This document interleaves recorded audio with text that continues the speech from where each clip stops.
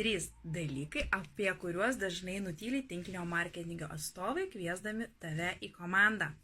Pirmas, čia reikės daug ir sunkiai dirbti, nes jei imituosi darbą sėdėdamas ant sofutės, tai kompanija imituos, kad tu dirbi.